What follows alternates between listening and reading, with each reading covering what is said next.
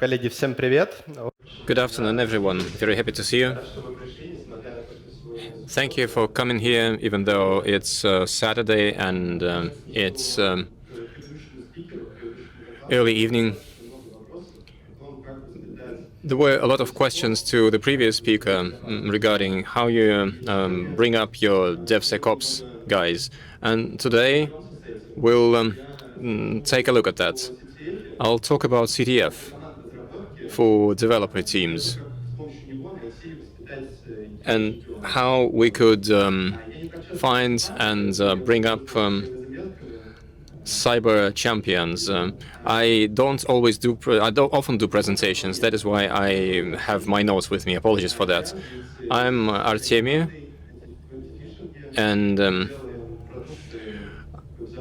I work in anti-phishing. Together with my team, we develop solutions that help address the human factor. Throughout my life, I have been with practical security. I was a pen tester with Positive Technologies, and I was finding vulnerabilities in various apps. Okay, so let's first understand what a secure product is. Often we, security people, believe that security is done by various security tools, SAST, DAST, WAF, etc.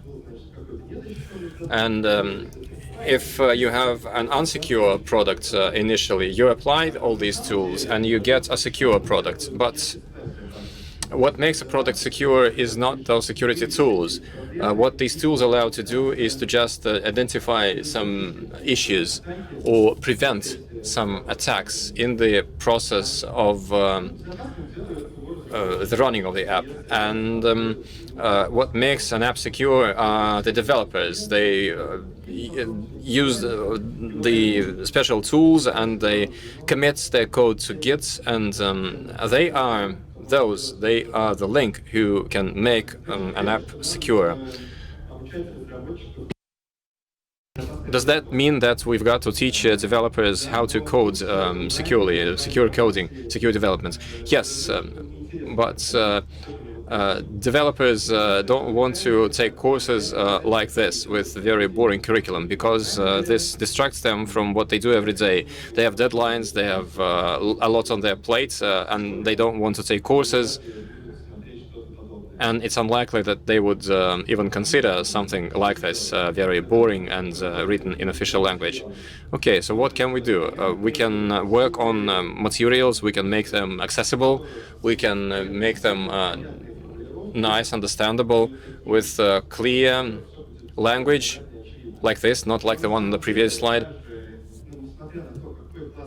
But despite how good a product is, despite how good your training course is, there are still chances that developers wouldn't even visit the page because they just wouldn't think that it's important, or they would think that security people always suggest something that is horrible and boring because they had a negative experience like that I was showing on the other slide, or maybe because their relationship with the security team is not very good. There is not a well-developed relationship between them. Developers may also have the knowledge of how to do security development, but they may may fail to do that because they don't think it's important, or because there's a way that is faster, or because they have always done it the other way. So what this could lead? This is an example, and it's based on a true story.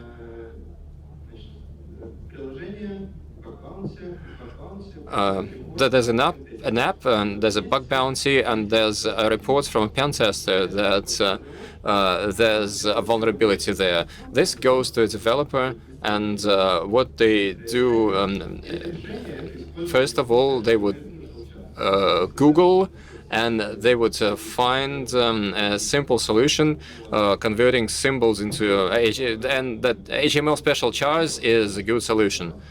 And they use that, and they believe that it's okay.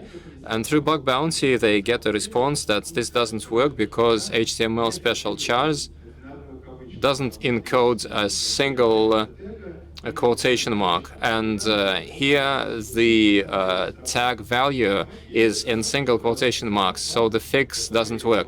Okay, so the developer adds a special flag that ensures conversion of single quotes.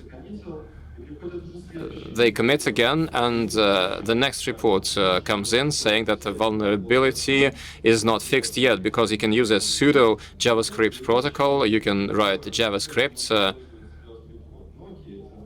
colon. Okay.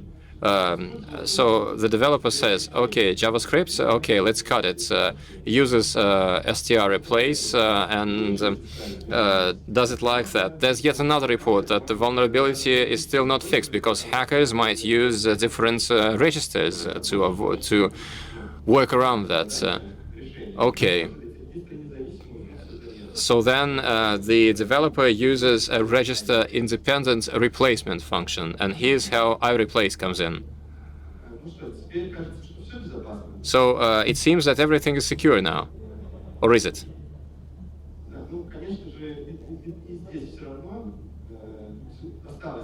Well, of course, there's a problem there still, and the problem is that a hacker could use a funny trick and to embed in one JavaScript word another JavaScript word.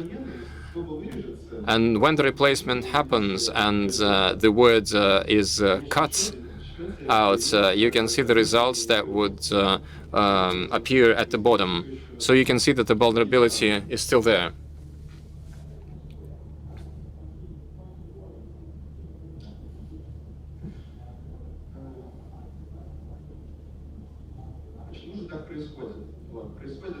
Why that happens? Because the intention of the developer not always matches the security agenda.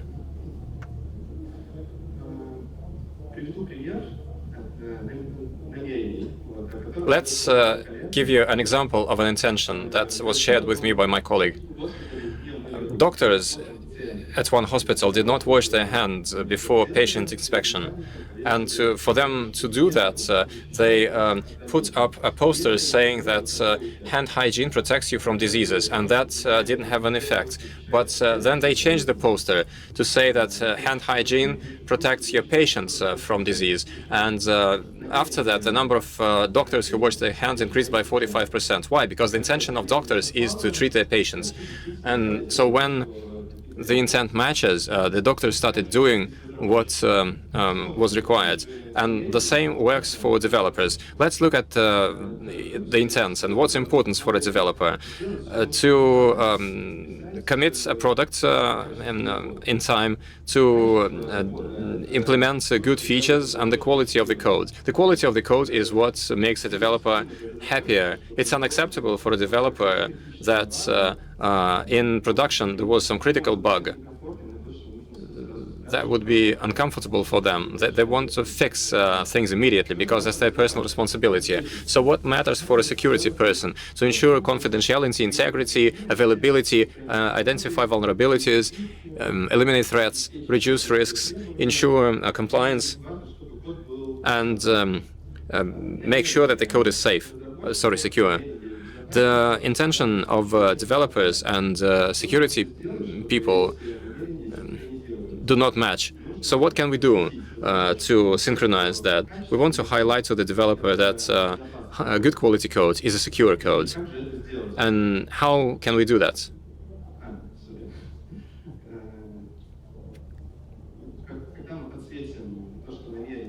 When we highlight that actually those intentions coincide, that would motivate the developer to write a secure code. And a motivated developer is a great developer, they would find how to close vulnerabilities, they would look for courses themselves, they would make sure that a product is secure, that it has high quality, and would help other teams to find issues in their code. So how do we link code security and code quality? For example, we could invite developers here. In the next tent, there's a standoff going on that is essentially a major CTF tournament, and there you can see that vulnerability issues make a product poor in quality. But honestly, I guess not too many of the people in this room, or maybe at this event, understand what is happening at the standoff.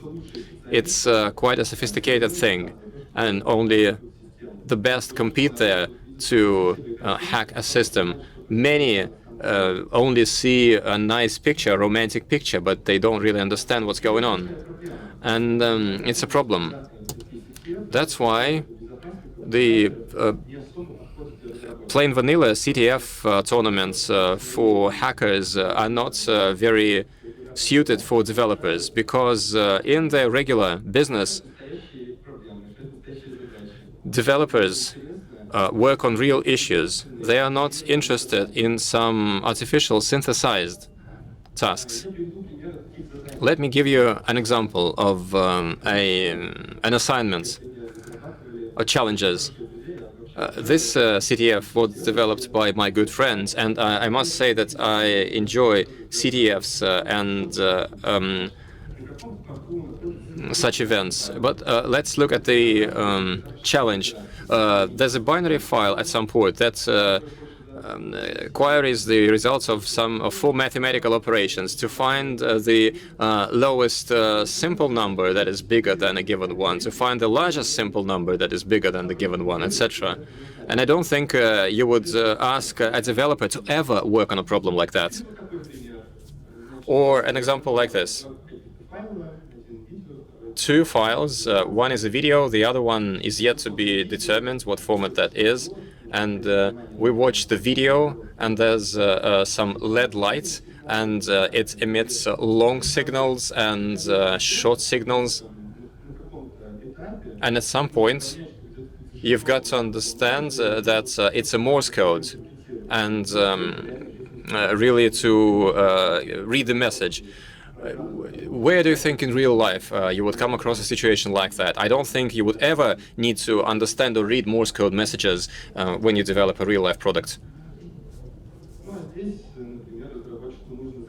And here, the developer is supposed to see that actually this is what is written here is B64, base 64, but in reverse. It seems that these challenges are not suited for developers. They are either too complicated or not related to what they have to handle in real life. And in order to create a great CTF, you want to develop a CTF which is very realistic and imitates the business logic of apps. Even better, the business logic of the apps that developers have to work on as part of their everyday job. When we developed our first CTF in our team, we imitated a company that developed products that are similar to what we do, or to what others in our industry do. And the guys really thought that they could relate to that. And people were staying late into the night to work on those challenges. Or alternatively, you could use some functionality that anyone can relate to, such as, for example, internet bank emulation. That's what we use every day. The features and functions are very clear, the purpose is very clear. It's important to understand that teams may have developers of various levels. There are June developers, there are lead developers, seniors, and you want to come up with problems that would be interesting and accessible to each of those levels. And of course, for a CTF to be really exciting, it would be good to have a storyline when assignments or challenges follow a single storyline that generates additional interests. And such a CTF would be of interest for developers and would help them to see the link between security and quality. And we developed such a CTF for ourselves and our customers. It emulates an online bank with feedback, with a blog, with standards, transactions, multi-currency accounts, cards, standard transactions such as money transfer, using an account number, using a card number, everything that we used to and that we use every day. And we did such a CTF with various teams. In total, more than 1,000 people participated. And here's the effect that we had. This is one of it.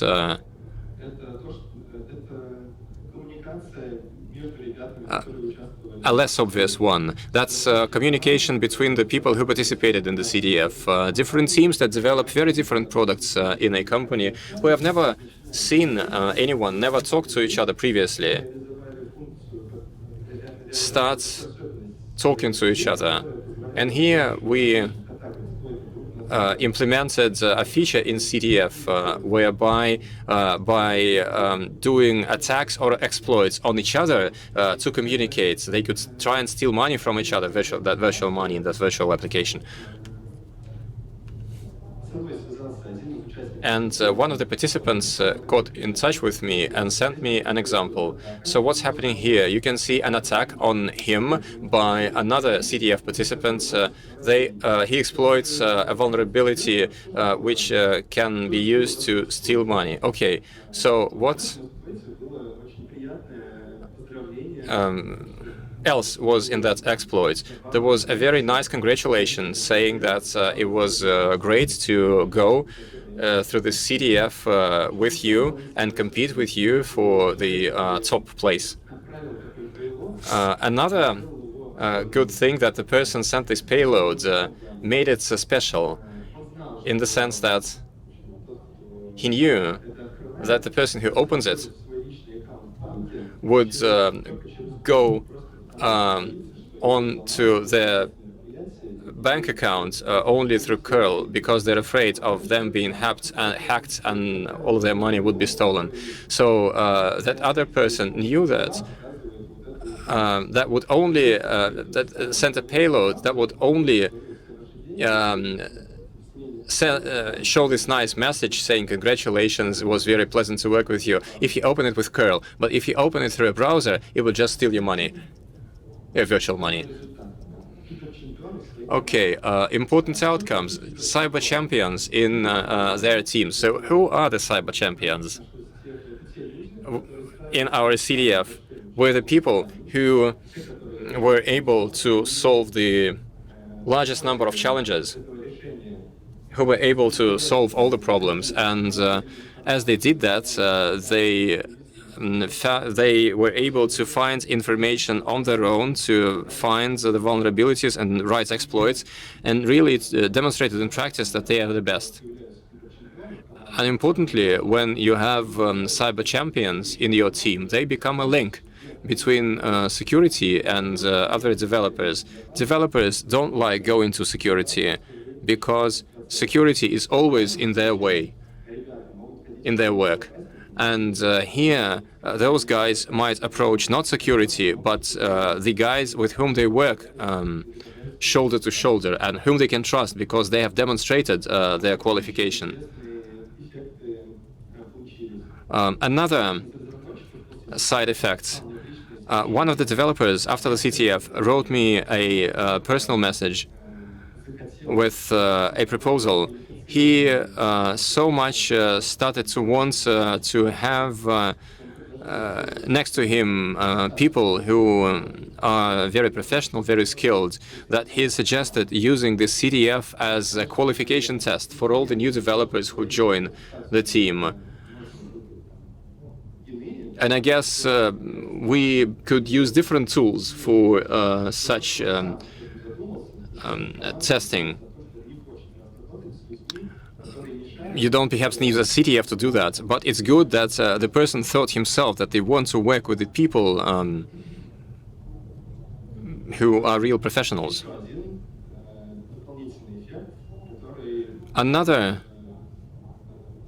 side effect that CTF might bring about is that it can improve the quality of internal bug bounty. The developers who previously didn't know anything about it start understanding what vulnerabilities are and why it's good to find and eliminate them. And they can start looking for vulnerabilities in your internal products and report them. Those who didn't do it previously start doing it. Those who had done it previously now have better skills in that, and they do it with better quality and with renewed motivation. And it's important not to destroy their inner motivation. And it's important to tell them that you're grateful to them for what they're doing, and only after that to reward them with whatever rewards you have. I don't know, give them a new iPhone, etc. There's a book called Human Factor, and there's an example of how this inner motivation can be destroyed. And the idea is as follows. A team had to release a certain product, and there was a rush to it. The deadlines were approaching fast, and the developers were working day and night, and the management noticed that and wanted to mark that. And by willing to motivate the people in that team, they asked their team lead to go to them and tell them that they will be paid extra for overtime, because it's important to finish the product on time. And when the team lead approached the team and said that, the guys had an opposite reaction. They said that we have been sitting day and night not for the money. We wanted to make a good quality product. If we're in it only for the money, okay, we just go home and get some rest. So it's important not to destroy the inner motivation. So first we thank them, then we offer them some prizes and rewards. You might think that organizing such a CTF might be quite a difficult thing, but it's not so. You can start doing it right next Monday. And what you might need for that, you want to collect top 10 problems, vulnerabilities, and errors that your developers make in what's relevant to you. You might want to revisit your training system and courses, and please answer the following questions honestly. Whether these courses are interesting for the developers, and how effective are they? How they contribute to addressing the top 10 problems.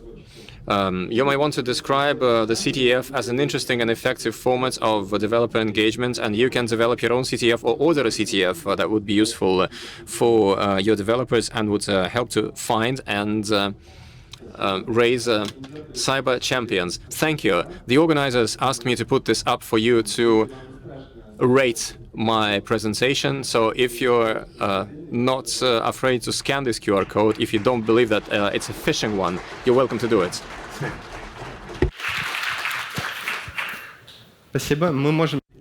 Thank you. And now we can go to the Q&A.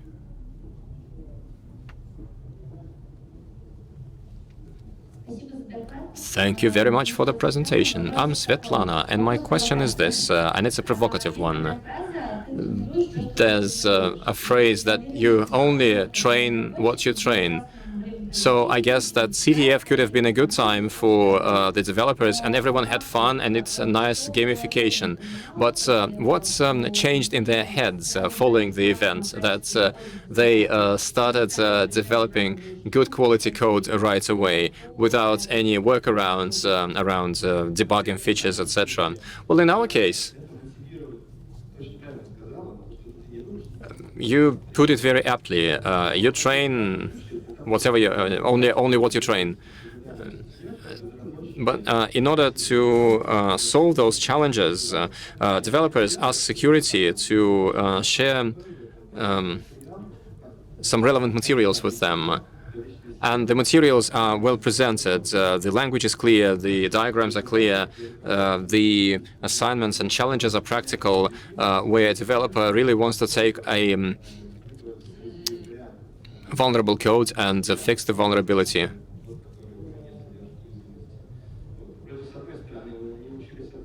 And so, on the one hand, they learned to attack, but they also had to refer to the materials that teach how to do things right.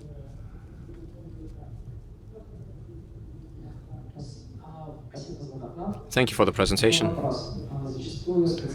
Often, a security person is not a professional developer or a professional CTF contest participant, and hence it's unlikely that would be able to develop the questions for the CTF that would be equally interesting to programmers, coders of all level, junior, middle, and senior.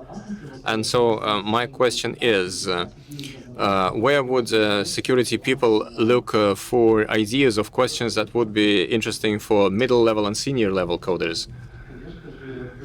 Good question, thank you. Most security people know little about programming. Many only saw programming back at college. Then in this situation, you could go to people who know more about it, or to find trusted developers who would be interested to take this forward. But again, CTF helps you find such people who are motivated and driven. In terms of top vulnerabilities, there are the security tools that your security guys use, and you can go and look which problems are the most widespread and start from there. Thank you very much.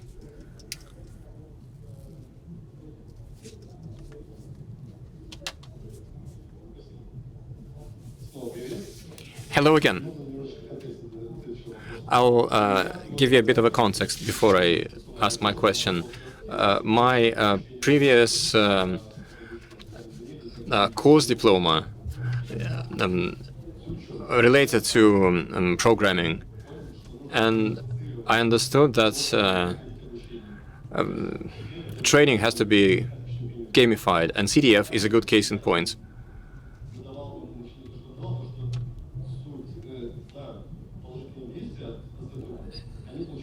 And also, any positive achievements were rewarded that could later be exchanged into something valuable.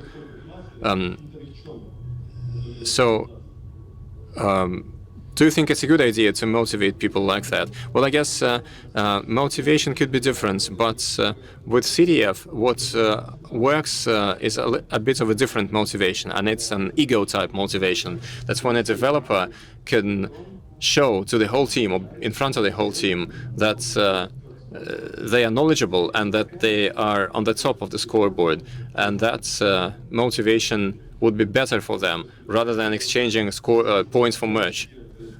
Thank you. And my other question, regarding the forms of the CTF, you have shown just one. Are there any other ideas? What you explained was a standoff between teams. Answer. Well, here it was not a standoff between teams, but that was an individual contest between individuals. Are you considering any other formats? I guess the format is not that important.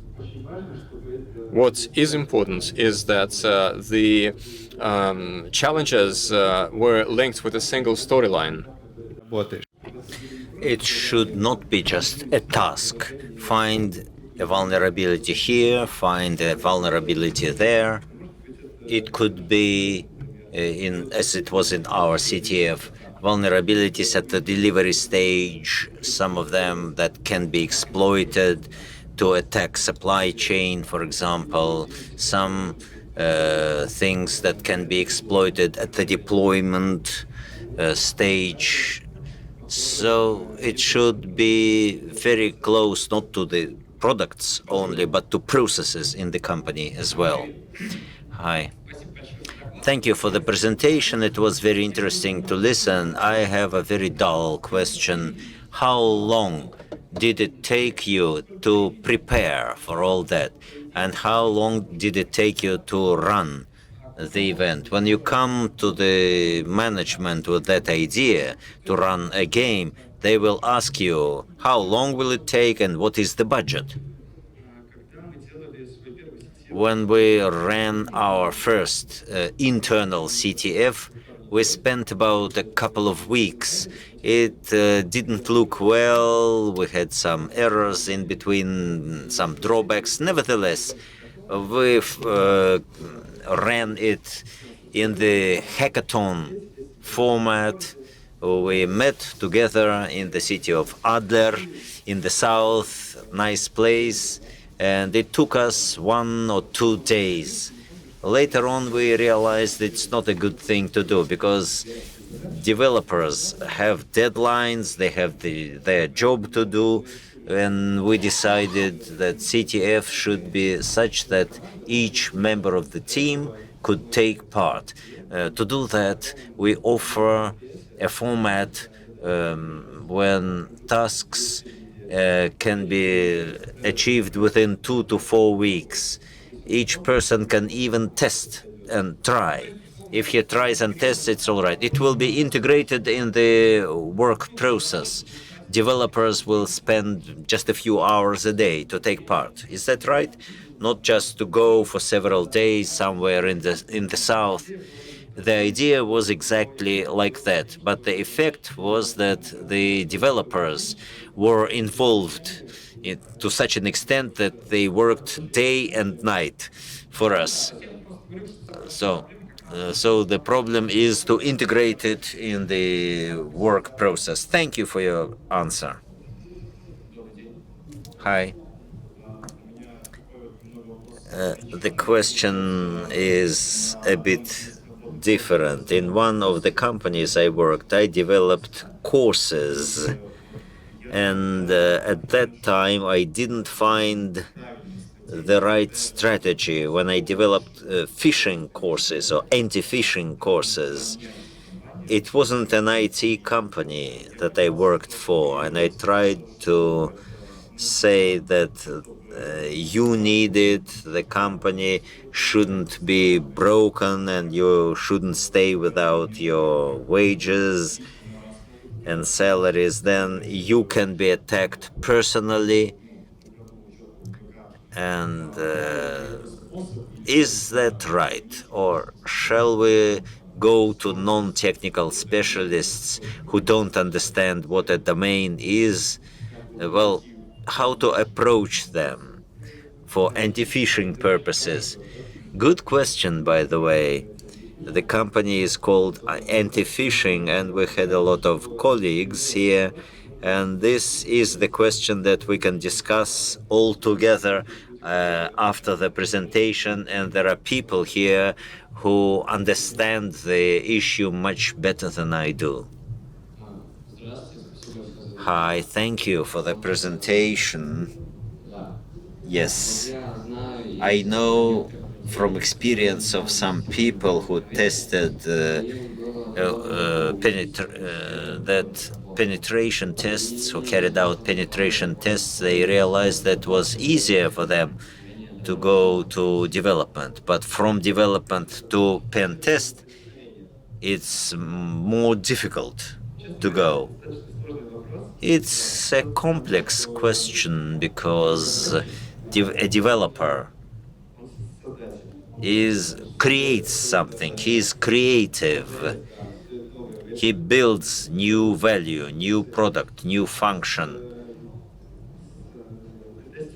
Pen testers are not that. They come, break everything, and leave ashes only. Of course, they are necessary. They make the product better.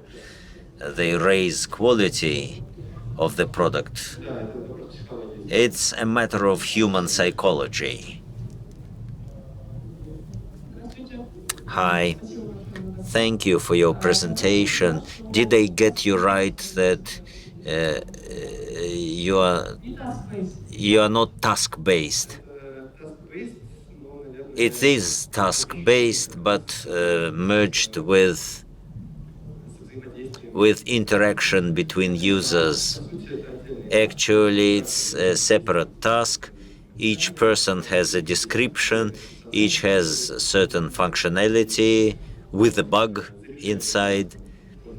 When he solves the task, he gets a certain number of points, as in the Jeopard network, but they are all linked with one common scenario. For example, a developer broke a code, exploited a certain vulnerability, and we call an event. Security people noticed it, they react to that incident, they test it at a staging server, an interim solution, and developers find a staging server, start attacking that server. So we have one common process. Yes. What did you use to take the flags and apply rating? CTFD, as always. Any more questions? Yes, please. Thank you very much for your presentation. As you said before, many security specialists didn't meet codes. Can we make a security person to write codes? And how can you make it interesting? So, security people are different. There are pen testers, there are other people, some know more, some less. I'm a practicing pen tester myself. I know what practical security is. I have a lot of experience, and I wrote codes. I needed to write some exploits. It's a piece of software. It's software also.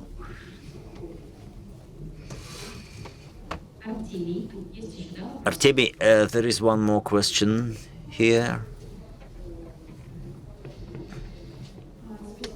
Thank you for the presentation.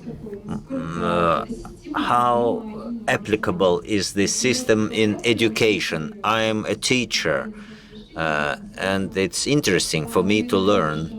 So I expected that it will be related to education. Can we apply it in the university or not?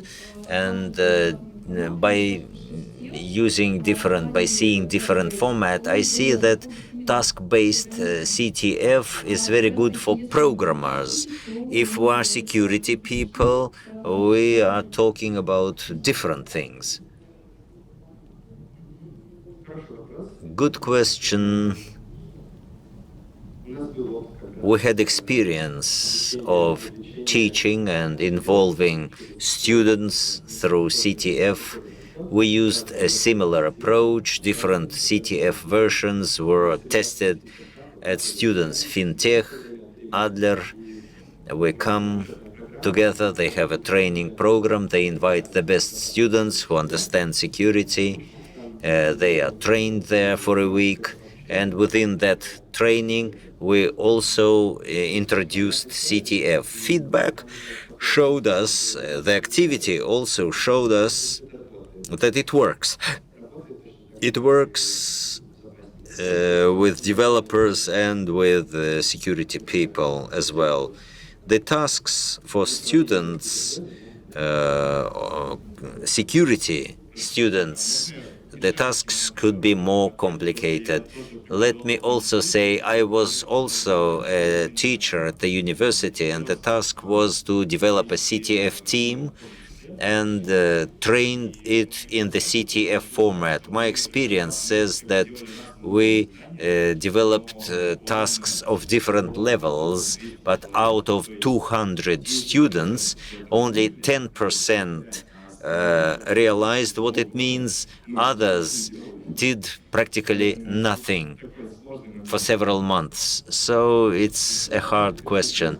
I cannot tell you anything about students because they can have fun in different ways besides CTF, but involve maybe lectures. I don't know how you trained. I will tell you how we did it in fintech. People came to learn. They realized that they will learn security. We talked to them about banks, about unacceptable events, and so on. We came there and told them specifically and gave them practical knowledge. The first meeting was pure lecturing, theory, a bit of practice, and then those people tried to apply the knowledge. Of course, we didn't give them everything. We give them some room for improvement, self-training, self-improvement. Nevertheless, having heard of something and trying it on the same day, well, it's quite a lot. So I didn't have such capability to provide practical tasks with the same vulnerability. And I said, go to Google, read for yourself. I gave them all the links. I gave them the tasks with write-ups. Please change them. But nevertheless, many people at the lecture, they are listening and everything seems to be all right. But when they have to do it themselves, if you fail, then come to me, I'll help you. And if they fail, they just leave it and go. So a student doesn't know everything. He doesn't have the terms in their vocabulary. They don't understand of half of what you say, and that also prevented them from going any further. They said, "Oh, I don't understand it. 5 minutes was not enough. I'm not going to waste any more time." Yeah.